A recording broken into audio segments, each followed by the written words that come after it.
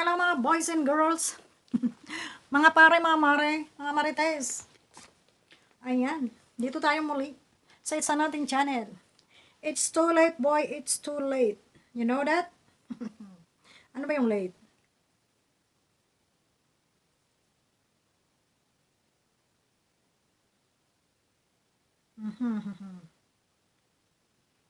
Ayun, magbala, shoutout muna sa aking mga kasamahan sa aming grupo. Grupong Lutang. Lutang. Bakit lutang? Wala kaming ano eh. Kami ay floating. Lumulutang, lutang. Lutang. So ayun, ano naman ang ating pag-usapan?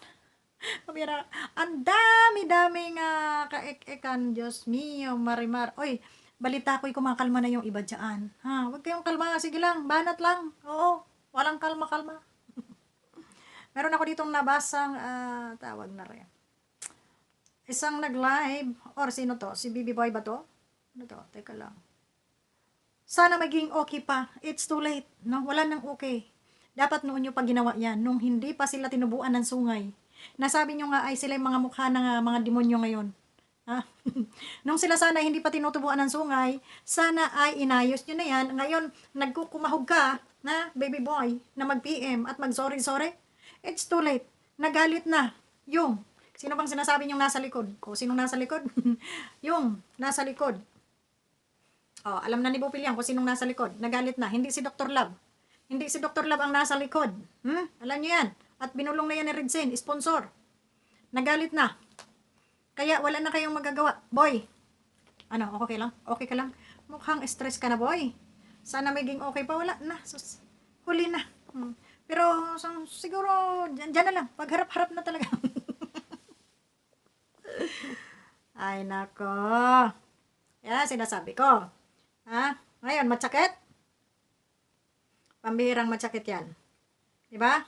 So, anong ginawa? Nilapang sa Facebook, ha?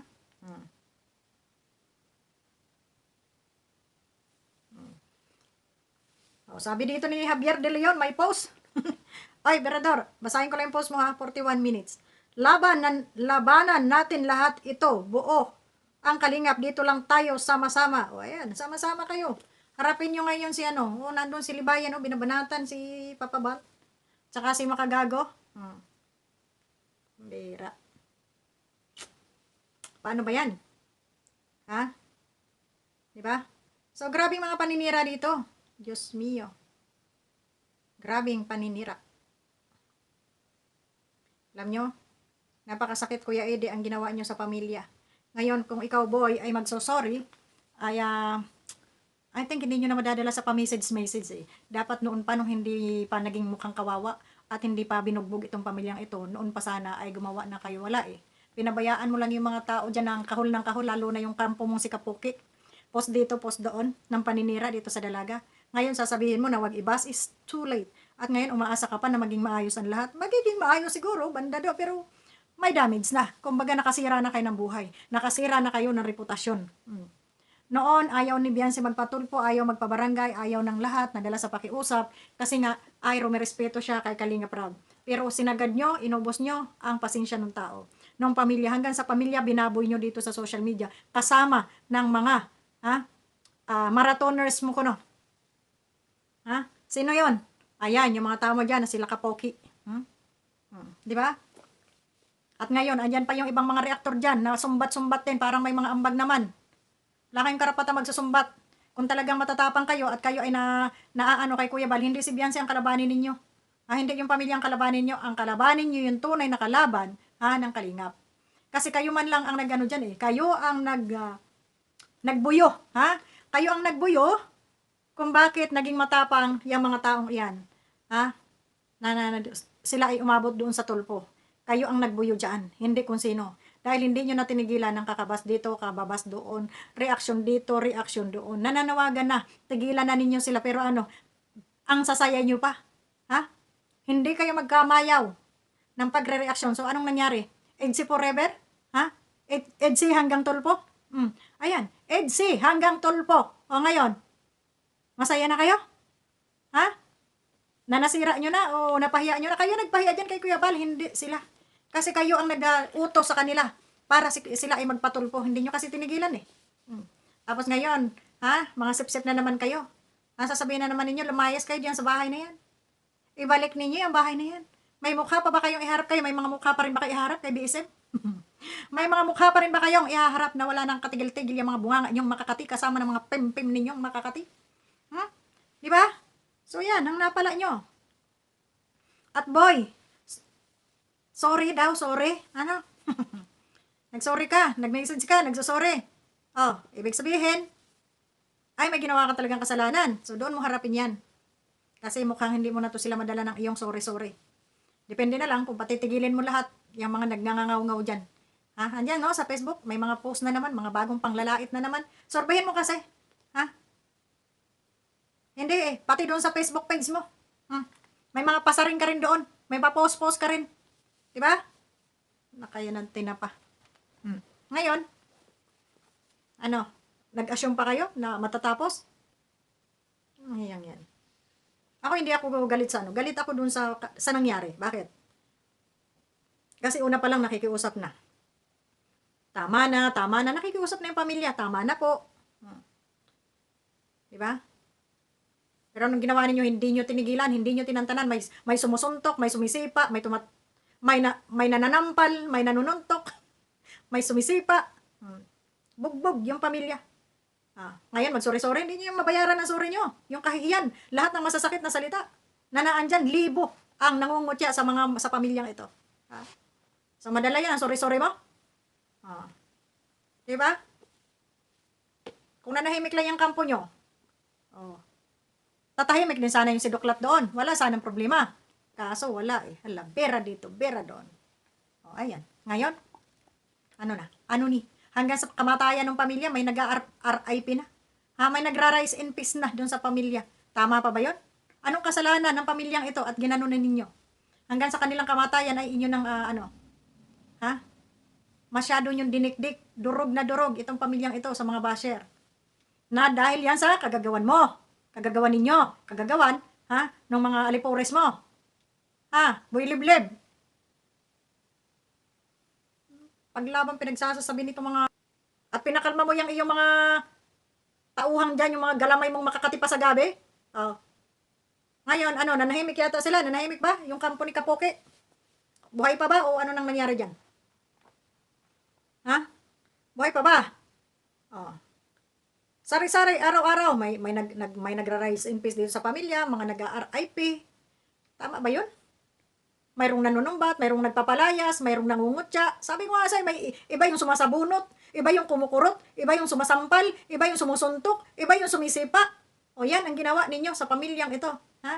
So, ang resulta ng EDSI nyo, EDSI hanggang tulpo. Maka EDSI hanggang MBI yan. EDSI hanggang tulpo. EDSI hanggang MBI. EDSI hanggang barangay. EDSI hanggang Senado. Huwag naman kayo dumating na doon sa Senado kaya ang dami ng problema doon ng peoples. Hanggang barangay na lang kayo. O kaya EDSI hanggang MBI. Ganun. Diba? Boy liblib. Bira ka. Ngayon pa-message ka. Sorry. Anak ng tinapang dulay. Ay hala. Sige. Anuhan nyo na pag lumuhod. Habang hindi pa nakakakyat. Bira kayo. Yan sinasabi ko. Napakadaling gumawa ng gulo. Gulo. Pero mahirap lusutan. Kasi oras mo ang mauubos dyan. Oras, pagod, pera. Bagay, mayayaman na kayo. Sabi nga, sino ba yung na kung si Beyonce lang daw, ang nagustuhan daw ni Edo, ay kung ano raw yung may bibigay ng sponsor, ay mahihigitan pa raw ni Edo. Sabi doon. O nandyan sa mga comment, no? Pambira kayo. So maraming pera, maraming pambayad. Pambayad kay attorney. Andyan si attorney Bunguton. Bumabanat na rin. Sino ba nagpahiya? Kayo. Yung kampo. Yan ang iyong sponsor ko, no? Sino ba sponsor mo? Si Kapodi. Ayan, ang resulta ng gawa ni Kapodi na hindi tinigilan si Dr. Lab. Di ba? Hindi nyo tinigilan si Dr. Lab. Hanggang ngayon, Dr. Lab pa rin kayo. O kahit yung lumang video, ibinabalik-balik ninyo. Para ano yun? Yung binalik-balik ni Sangkay na lumang video na kumakalat ngayon. Matagal na yung video na yan, huwag niyong inuuto ang tao, yung sasabihin yung nagsisi na si Dr. Love, na-realize na niya yung kanyang mga kasalanan. Ay katangahan, sinong niluloko niyo dyan? Nang uuto na lang kayo ng viewers niyo. Matagal na video yun eh. Oh. Tapos sasabihin niyo na hindi man lang sinaway ni Dr. Love. Ay bakit kayo? O binabanatan si BSM. Anong nangyari sa inyo? Hanggang na lang kayo sa papost-post dyan sa Facebook niyo. Ha? Banatan nyo! Punta kayo doon kay Libayan, oh! Banatan nyo! Banatan nyo doon si Makagago, oh! Tatapang nyo dyan sa Facebook page, eh. Mga papost-post kayo dyan, eh. Mga parinig-parinig, mga pasaring-pasaring. O, di ba? Tapos, sisiraan nyo kami. Ngek-ngek nyo. Hindi nga kayo maka-act. Ayan, sinasabi nga, nasa huli, ang halakhak.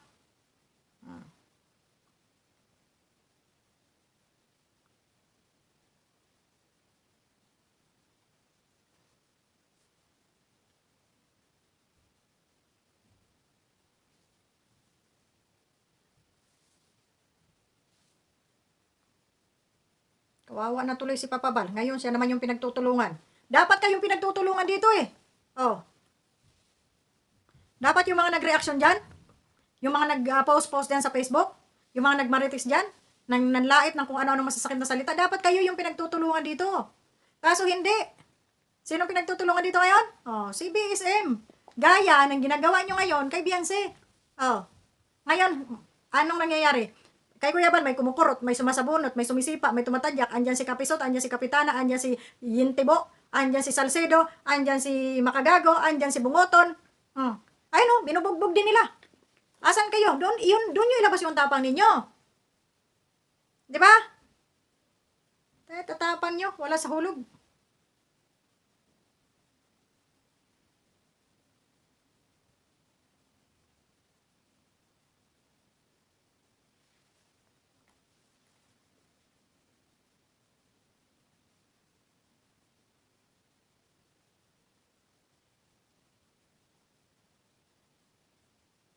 So, yon.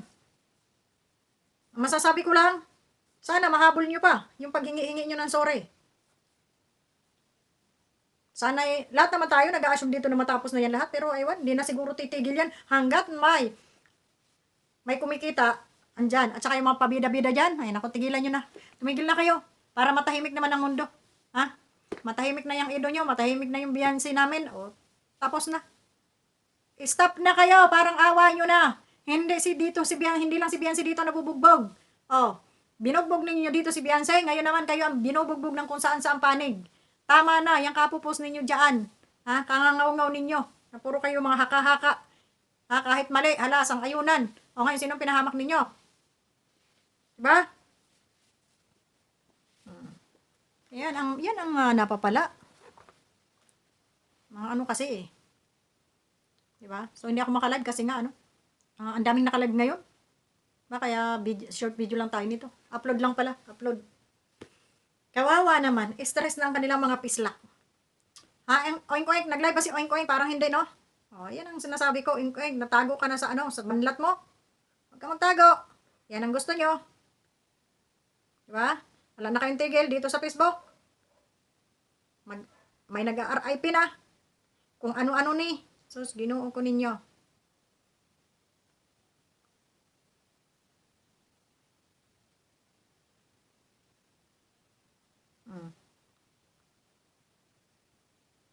O ngayon, sino naman itong pumapatol na to? O, sus, wala na. Dami nang nakisawsaw.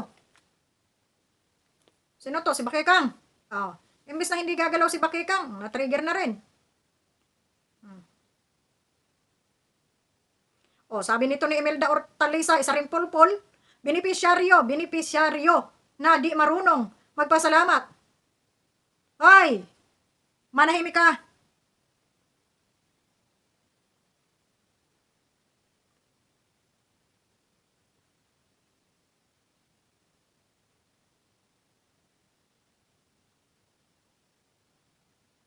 Huwag ka makisawsaw, hindi mo alam ang kwento.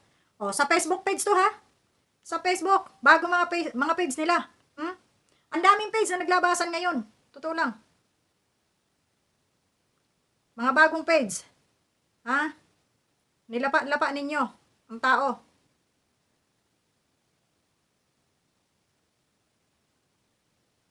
Diba?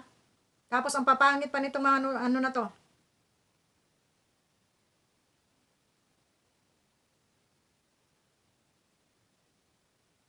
Oh, sabi ni Nora Muhammad, isa pa itong walang magawa. Teka lang, babanatan kita. So, yan. Kita-kita tayo muli bukas. Paalam. At, ang daming naglabasang, ang daming naglabasang, dito. Mga bagong Facebook page. Kaya yung pag sorry parang it's too late na talaga. Dapat noon pa, wala. Marami ng casualty. Marami ng casualty. So, yun lang, maraming salamat sa inyo. And God bless po sa atin lahat. Bye-bye.